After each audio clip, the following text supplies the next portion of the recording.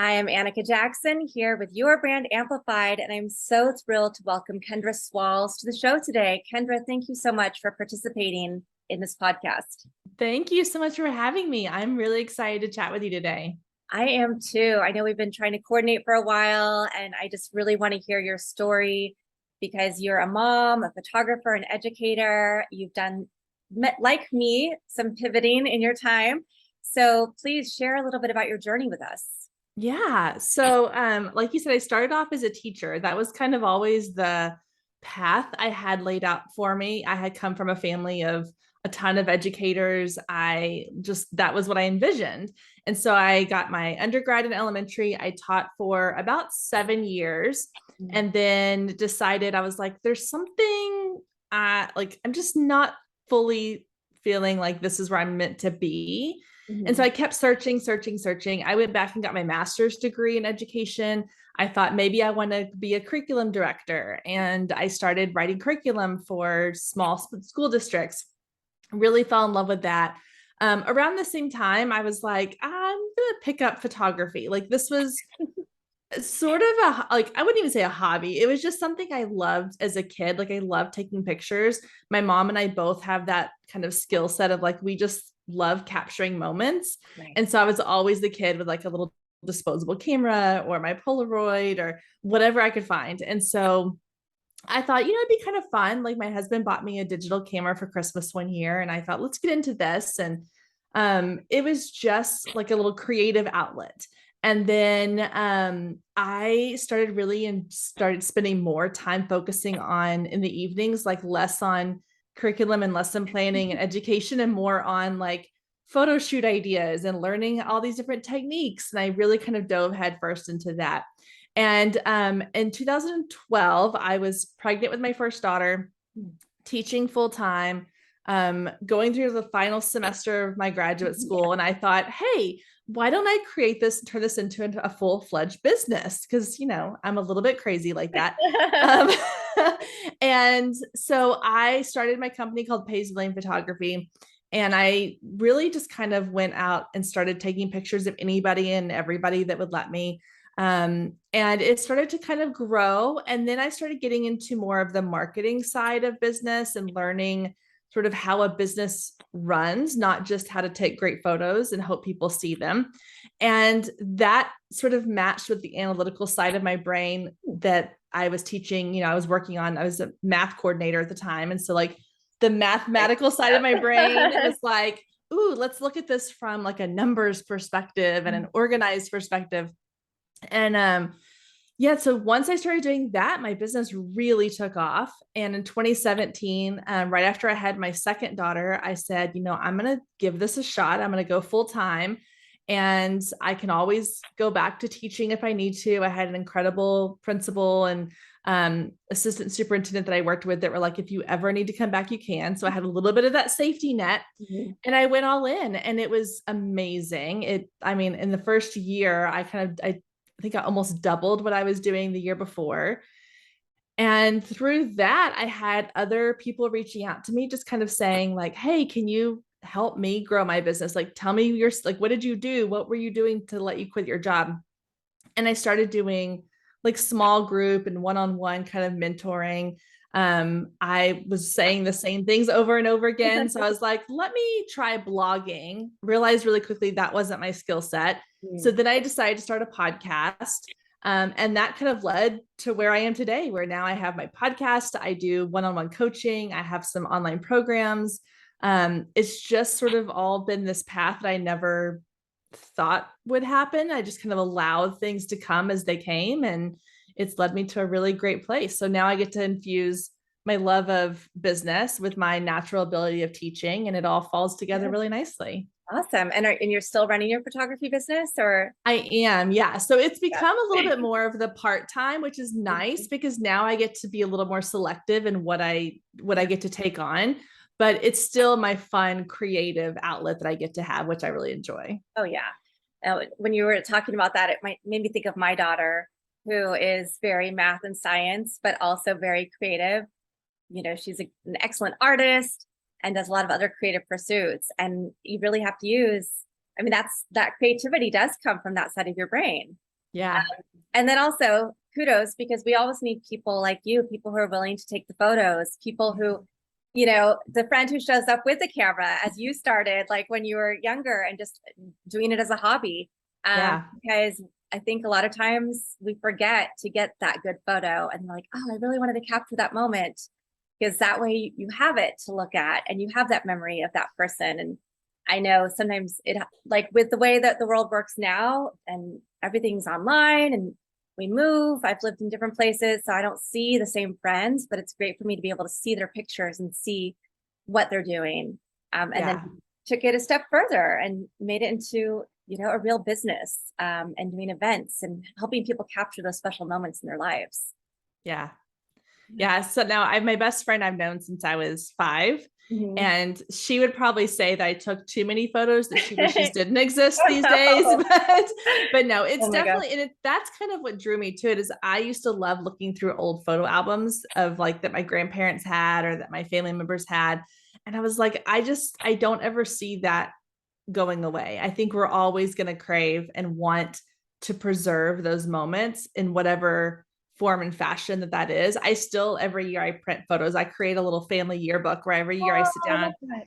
and I put all of our photos from the year into an album and I have it printed and we have them all on our shelf. And so I hope that the printed photos continue to stick around, but at least we have, so many ways now to capture our every single day moments and look back on those, which is really cool. Yeah, definitely. And one of the things that you talk about in your bio and when people are searching you up is that you help women take their businesses from survival mode to success mode, using the relationship marketing strategies that have been the foundation to your business success.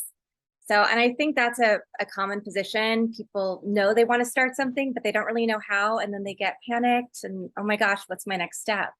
So will you walk us through that process a little bit of like when somebody comes to you? I'm imagining that you'd get people in other stages too, but it sounds like that is one of your big customer personas, is Yeah. that person who's like, I have this idea, I don't know what to do. Yeah. The overwhelm. That's the big thing is like, and I remember that feeling so well when I was starting my business of just like, I didn't even know what I didn't know yet. Yeah. That was the part. It was like, there's so much you don't know. And there's so much that you feel like that you're missing. It's like everybody else has this insider secret that you don't know about. And you're like, how do I get that? So yeah. So a lot of times when clients come to me, they're in that phase in their business where either they haven't started the business yet because they're kind of in this analysis paralysis of like, I don't even really know what my first step is, or they have started a business and then it's kind of hit this wall of like, okay, I've done all the things that I sort of thought I knew what to do. And now I don't know what to do next. Mhm. And so what I do with them is I really sit down and look at, okay, let's look at what your goals are. I think that that's the biggest thing is you have to sort of have an end goal in mind. So you have to have, for example, someone who is brand new, getting ready to launch a business, what do you want your business to look like a year from now? What do you want it to feel like? And not even so much like how much income do you want to make, but what impact do you want it to have on your life? Do you want more time? Do you want more money? Do you want more flexibility? Do you want all of the above? And then we kind of work backwards from there to go, okay, how can we help you get there Right. with the least amount of resistance possible? Because that's the part where a lot of people, they get into it and then they kind of have all this resistance and all of this struggle and they're like, oh, it's just forget it, it's too much, and they get out. And so my goal is to help them kind of handhold and walk them through like, okay, now you did this, gold star for you. Now let's move on to step 2 and let's get another gold star. I really do approach it like I would with my students when I was teaching is you have to take it one piece at a time. And I think a lot of times, especially with social media and the internet, we are just like a fire hose of information all the time. And it's like, okay, I want to start an email list and I need to create a sales funnel and I need to have Pinterest and Facebook and Instagram. And it's just like, oh my gosh, it's so much. So just being able to kind of block things out and say, okay, let's just start with getting you a really solid landing page or website where people can come to get information. And then once that's set up, let's move on to the next thing. Mhm. And that helps, I think, a lot of people, especially like the creative minds, the ones who are like, I know I want to create this thing. I don't know how to make a business out of it. I'm able to come in and help them make a business out of this creative idea that they have by making it a little bit more strategic, but not feeling like there's this fire hose of content in your face. Yeah, that is the, as you said, the overwhelm. That's one of the hardest things for any business owner, because we're like, we have to do all these things. But I've had different businesses. I had an agency, I merged with somebody else, I left that, and now I've restarted my own journey, my own agency, and I have my podcast. But something I'm doing differently this time is exactly what you're saying. I'm like, I'm not going to let myself get overwhelmed with everything at once. I'm going to be very methodical and make sure this is set up, so that I feel more at peace. And even if that means like the process is a little slower, I don't bring on clients as fast, that's okay, because I want to make sure that this is set up for success for the long term, not just for the short term. And Exactly. we all get inundated with so much information, and like, you need to have a Facebook group because it's going to do this. Well, it might not work for your business. Right. So, Yeah. have you had situations where people came in and worked with you and then realized that they didn't actually want to start that business? They wanted to do something else? Yeah. I've had some that have come in kind of with the business already going, like they have started this thing. And like one example I can think of is she thought, she was like, okay, I'm going to go into this and I want to do like one-on-one, like life coaching kind of situation. Mm-hmm. And so we got into it, we started working on a plan. We started really going into like, what are the parts of your business that you really enjoy the most? Mm-hmm. And we realized, or she realized, and we kind of realized together that I was like, I don't know that the one-on-one model is going to work best for you, because it sounds like it's not even so much the life coaching that you want to do. She has a project management background. Mm-hmm. And so I was like, she's amazing at organization and just kind of knowing how to like time things out. Like, okay, let's, map this out. And there's some weaknesses in there too, that I kind of, my unorganized fashion, I'm like, no, it's time to stop researching and get into the action phase. So we balanced it, but we were able to help her pivot and go, you know what, maybe you need to focus less on like, I'm going to one-on-one life coach you, because that's kind of a big general topic. And let's get more specific and say, I'm going to create some sort of done for you project management type systems that anybody can pick up and put into their business. And so just a lot of times going through and talking out and having someone objectively look at what you're doing and go, you're really good at this piece. Why are you not doing this piece more? Because we don't see those things in ourselves. Like in her mind, she was like, well, everybody knows how to use a spreadsheet. I'm like, nope, don't like spreadsheets. That's me. And so I'm like, no, not everybody does. And you are so naturally gifted at that. You need to help others with that. Even if it's something as simple as, because she focuses on empty nesters, like women who are in that phase of their life where, the kids are grown, they're out of the house. Now it's time to refocus on yourself and what your marriage looks like and what your life looks like. And so I was like, even if something as simple as like, okay, meal planning, let's create a system around that. So now she's pivoted and we've been able to help kind of relaunch in a way this other version of what she envisioned her brand, and she's so excited about it. So yeah, absolutely. I think we have to be open to those things. You kind of like my journey, had I just been like, nope, I'm going to be a teacher and I'm going to follow this path, I wouldn't be where I am today. Same thing if I'd been like, photography is it, I have to be a photographer and nothing else. You have to be open to what comes your way and finding out who you are and what you're really good at, that you can help other people with. Yeah. I could not say it more succinctly than you just did. I think it's so important to be open to the journey and take that as part of the experience, right? Enjoy what you're doing and see where it leads, because like with both of us, it might lead somewhere completely differently that we didn't know that was going to be in our future. Yeah. So what continues to inspire you and motivate you?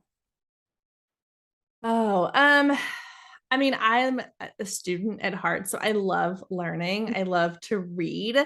I off to the side, I have a bookshelf over here that is like floor to ceiling full of like business books. I have a different shelf for every like genre of Oh book. my So I gosh, have like that's one that's amazing. all of like, I know I'm a little OCD about that kind of stuff, but like I have one that's all business related. I have one that's just like just for fun, like cheesy romance novels Yes. and like all that kind of stuff.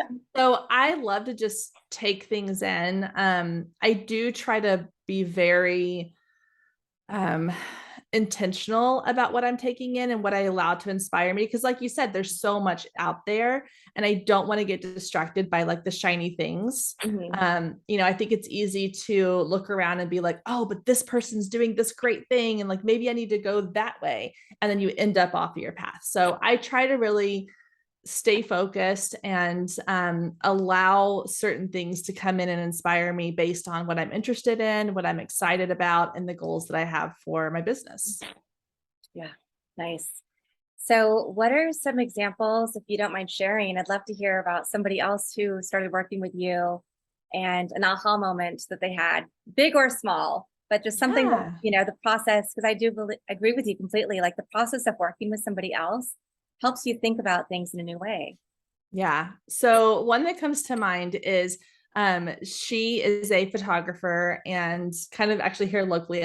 We're in the same like photography kind of circle, and we started working together. And she was like, she's had never been on social media, had really kind of just a lot of what she was doing was word of mouth. She's an incredible photographer, and so she would have clients that would tell their friends, and so she was kind of booked up pretty well for most of her career. And then COVID hit and everything she had to sort of start from not scratch, but she moved in the process of that to a new area, and didn't have her original, like, sort of word of mouth community. So for her, what we kind of had this aha moment with her was that it's not necessarily about getting onto Instagram or Facebook and just blasting your stuff everywhere. That sometimes it's about building relationships. Like you mentioned, kind of that I built my business off of this relationship marketing idea. Mhm. And so for her, I was like, you clearly have a connection to people. You do really well with people. Otherwise, your past clients wouldn't keep referring you to all their friends and you wouldn't have had this word of mouth, foundation in your business. We need to use that same thing. And so I said, I think you need to do some either blogging or like podcasting, which she was not for podcasting. So we went blogging. And I said, and you need to, have this idea that it's not about, I'm going to put myself out there one time and they will come. And so with her, kind of that aha moment was, okay, I have to really look at how often am I sharing my business and how am I sharing my business? Mhm. Because in her mind, she was putting herself out there all the time because she was constantly putting out her beautiful photos on social media once we got her social media up. And I had to be like, no, okay, it's a great photo. It's beautiful. It really is. But you can't put up a photo of this really beautiful family and a little cute quote to go with it and expect people to flock into it. They want to connect with who you are as the person they're going to be working with. And so we were able to kind of get her to step out of that space of comfort, I guess, for her, which was hiding behind her photos, and really go into, I'm going to share more about who I am. I'm going to share more value. So it's not about, I'm just giving you beautiful photos. Right. It's, I'm giving you, like we talked about earlier, like a snapshot of this moment in your family's time that you're not going to have again because your kids are going to grow, everything's going to change. And so focusing more on how can I serve my audience and not sell to my audience. So those were a couple, like, I mean, there's been a lot of like aha moments that we've had in that process, but that was kind of the big one, was shifting the mindset of, I'm not putting myself out there enough and I'm not putting myself out there in a way that is serving my audience. So I need to adjust that. Yeah. And I think you said a couple things that were really interesting as well, in that you met her where she was. So you said you should do a blog or you should be doing podcasting. And one was not comfortable space for her. And so she Yeah. chose the other one, something that was okay. She's like, okay, I can come out behind the camera and I can write and I can Yes. tell people about these stories. Um, and I think that's something we always have to keep in mind when we're working with clients on the marketing side. Some people are really happy to share their story and they have it all down, they have it buttoned up, They'll do anything, they'll be on any interview, any podcast, whatever. But a lot of entrepreneurs are actually introverts and they're not as willing to be front and center and share as much. And so Yeah. finding those techniques that help your client succeed and figure out like her ahas to get to the next level. I love that intentionality that you put behind that. Well, and I think that comes from my teaching background a little bit because, when you're in the classroom, you don't have one learning style. You've got 22 kids in a room that all learn differently and they're all in different places in their learning journey. And so, for 14 years of my career, I was diversifying every single day for all of those different kids. And so I think I have sort of unconsciously or subconsciously taken that idea and applied it to my coaching. And that, like if there is no one size fits all for business, we have to figure out what is it that fits us and who we are as a person. Because like I said before, like writing is not my favorite thing. Like I am much more comfortable having an actual conversation with somebody than I would be trying to put all of this into writing and have it, show my personality and be sarcastic at times or be funny at times or, whatever. I need to have the conversation piece. Other people, like that client in particular, she's way more comfortable and way better at writing things out when she has time to think through and process it and make it just right for her. So that's a big thing I try to tell all of my clients is that when you're looking at like hiring a coach or when you're looking at who you work with, look at the personality type, but also look at someone who is going to say like, let's figure out what works for you, not let me put you into my mold and my box of how it worked for me, because that may not be the best option for you. And that's okay. Yeah. Yeah, absolutely. Now, you did also mention like getting her on social media, and that's been a big part of your business and your growth. So how have you been able to successfully use social media? And what are some tips and tricks that you would give to the audience? Because I think it's a confusing subject, right? It is. I mean, every day things seem to be changing and you're not quite sure what's going to work, but I'd love to hear what you've used. Yeah. Social media is definitely a beast and it's an ever evolving, ever changing thing. It's a love-hate relationship for sure. I primarily stick to Instagram as my number one. I love Instagram. I think I was originally drawn to Instagram as a photographer just because it was so visual and it really is a great platform still. I mean, a lot of people think that photos going away on Instagram. I don't believe that. I think there still has a place for photo on Instagram. And then I use Facebook as well. I've tried the whole Facebook groups. I've done it all when it comes to social media. I've never really gotten into Twitter or even or Snapchat or TikTok, any of those, but I've done LinkedIn, Pinterest, all those things. And so I think the key, or a couple of the keys, one is really know where your audience is. I say Instagram is great for me because I'm targeting women in business, moms, and they're on Instagram. They're on Facebook. They're not on TikTok. They're not on Snapchat. They're probably not on Twitter or LinkedIn. So I don't put a lot of my effort in those platforms because it's not where my people are.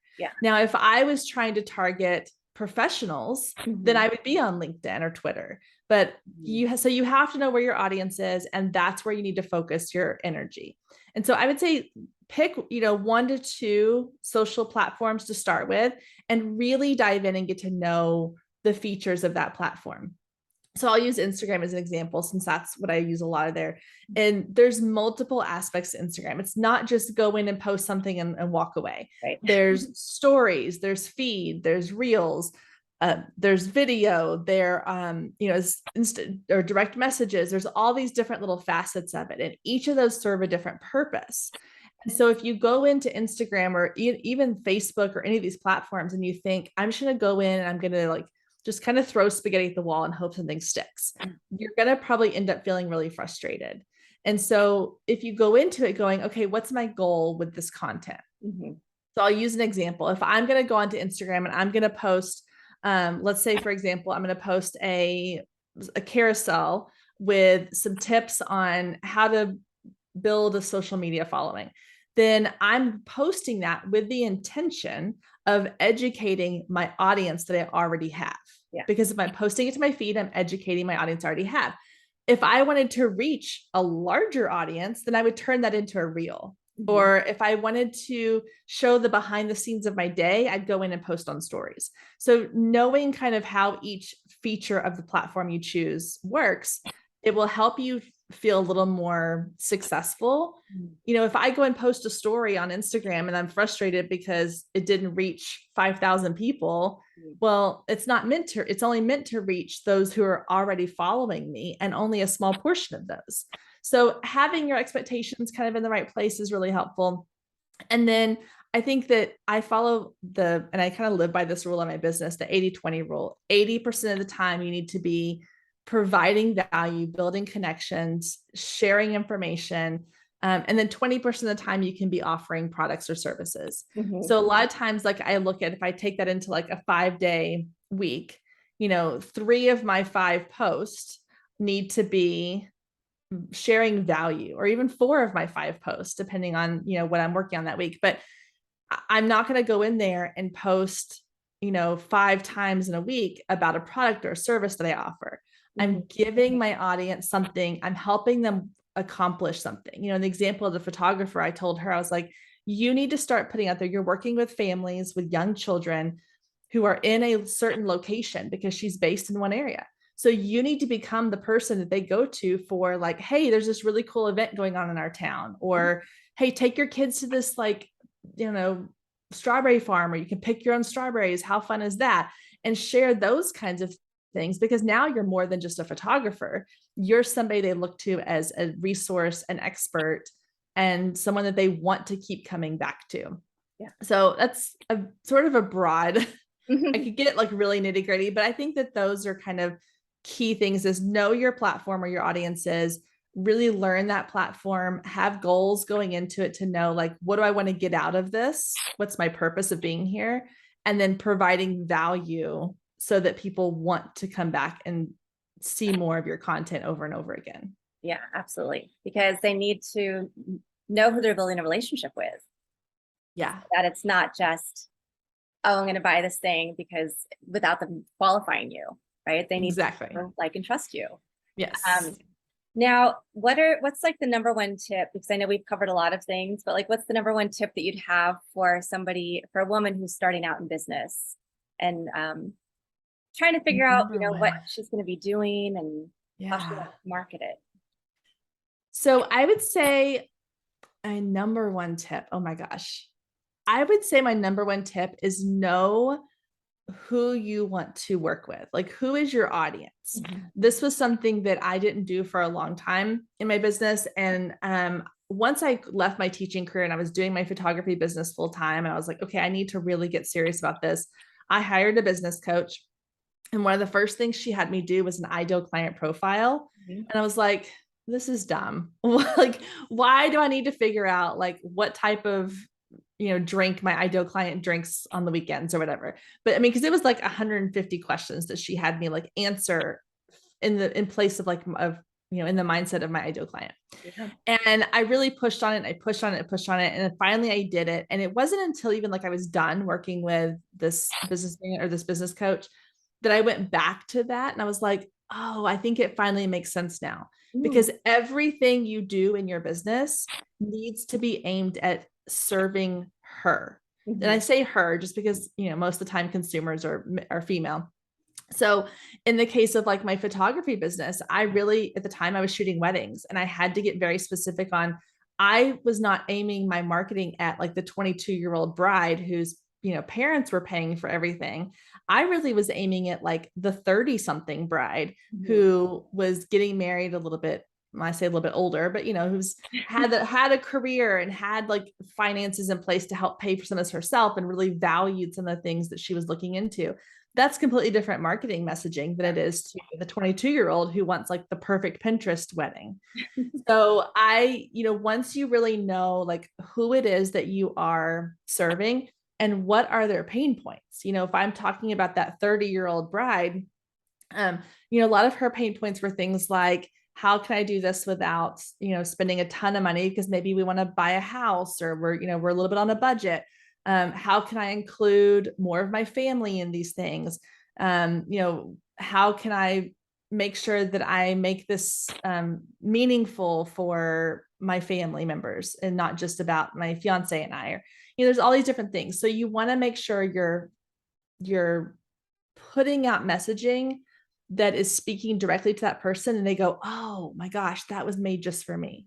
So like when I put out, at the time I was putting out a blog post, it'd be like 10 wedding venues in my area that are perfect for intimate small family weddings. Well, that's speaking directly to her, not to the 22-year-old who wants to have this big fancy like ballroom wedding with 300 guests.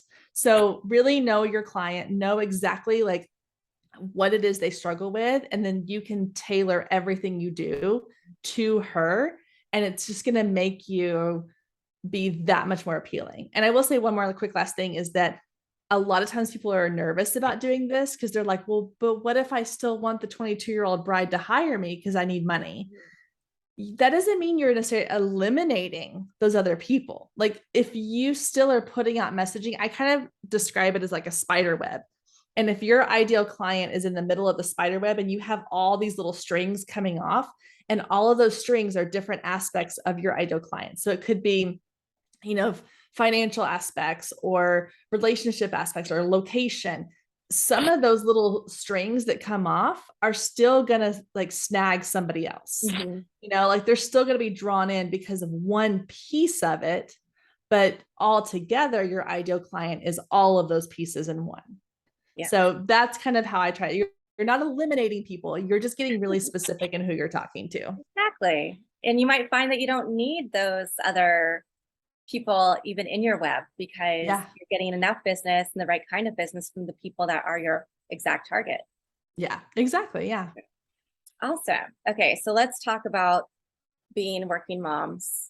So my daughter is going into high school. So I'm kind of past some of the stuff, but it's still like, she's not driving yet. So I've, to coordinate with like the school drop off, school pickup, what activities does she have? So, okay, am I doing a meeting? Like, do I have internet from tennis or whatever, wherever it is? Exactly. If I have to do meetings, I do. I think it's, and it's not, of course, just moms, but we are both moms. So I know some dads who also manage the care primarily, but how do you manage it?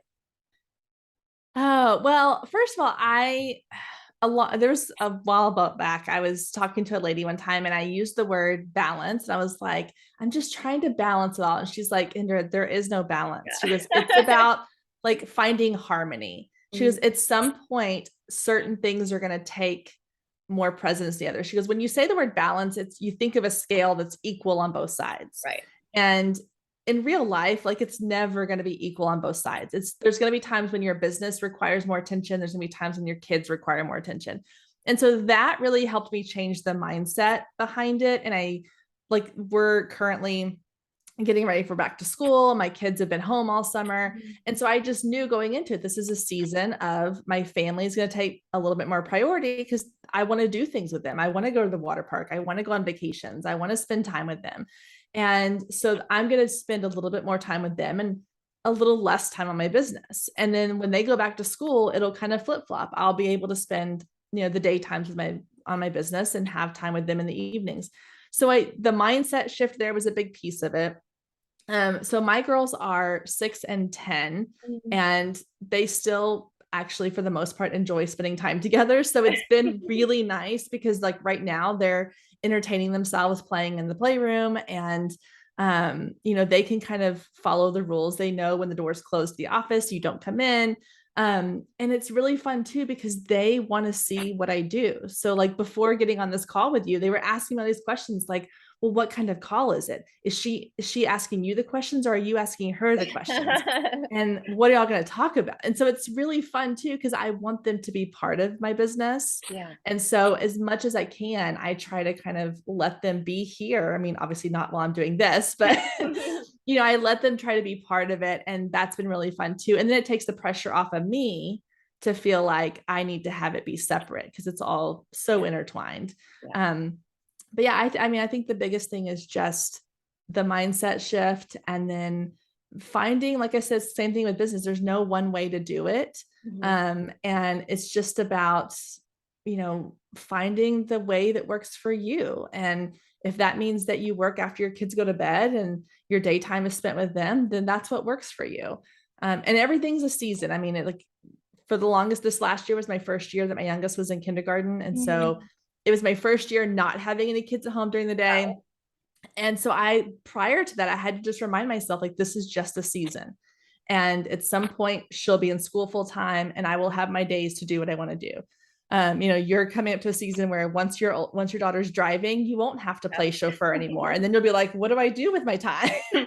So everything's a season, everything eventually evolves and changes. So just recognize the season you're in and work with it until it moves on to the next one. And I just wrote down, there is no balance, there's only harmony. I think that's really important for us to remember, that and the seasons. Absolutely. Thank you. Yeah. So how do people find you on social media? What's the easiest way to find your podcast and to work with you? Yeah. So everything is at Girl Means Business. Like I said, I'm on Instagram primarily. So you can find me at Girl Means Business on Instagram, send me a message, let me know you heard about me here on this podcast. And then if you go to my website, just girlmeansbusiness.com, that's sort of my home base. So you'll find all the links for podcasts, any resources I have. You can find all my social links there as well. And then a contact form if you want to email me. Awesome. Thank you.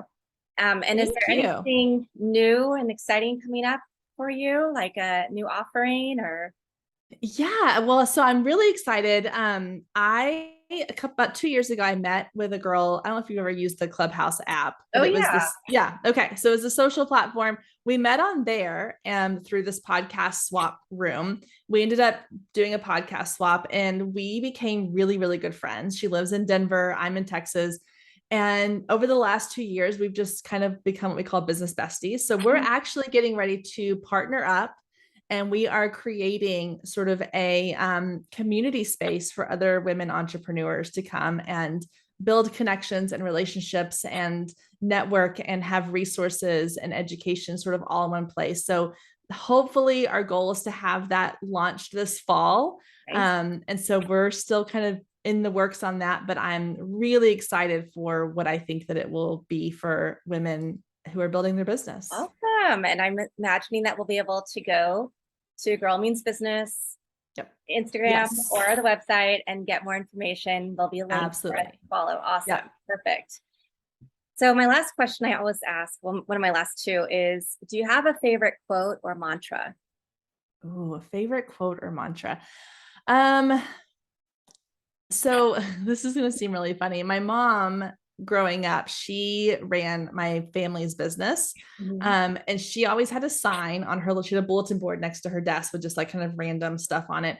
And there was this sign that always said, well-behaved women rarely make history. And that has always stuck with me. And at the time I was like, oh, that means you have to be like this really like rebellious, go against society. And I was like, no, I think it really just means that you blaze your own trail. Like I spent a large part of my life following a path that other people kind of had laid out for me. Yeah. And it wasn't until I was in my mid-20s that I was like, no, I think I need to look at like, what do I want out of my life and not what do other people want out of my life. So that quote has kind of evolved to take on new meanings in different phases of my life, but it's a fun one that I always kind of keep in the back of my mind. Yeah, I love that. And I like your interpretation of it too. So yeah. Awesome. Well, Kendra, thank you so much for coming on today. Really appreciated having this conversation with you. I'm going to, and I've been doing this a little more, I'm going to ask our audience members to go check out your podcast, leave it a review, subscribe, do the same thing for your band Amplified if you haven't done it here. And you know what? I'll be back again next week with another episode.